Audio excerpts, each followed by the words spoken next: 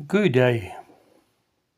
Perhaps somebody can help me or explain to me why you get different types of Christians. I take, for example, here in South Africa, we've got people that confess to be Christians, about 80% of this country's population. But then, when it's election, they go and vote for political parties that has policies against the word of our Lord Jesus Christ.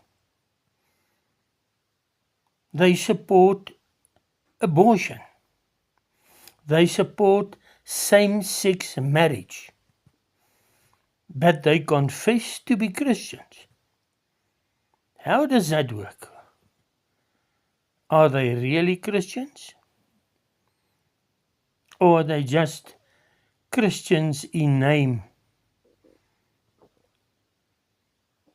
We must really consider if we are really children of God, followers of our Lord Jesus Christ. And then we must follow Him and His commandments. Just think about it. Thank you.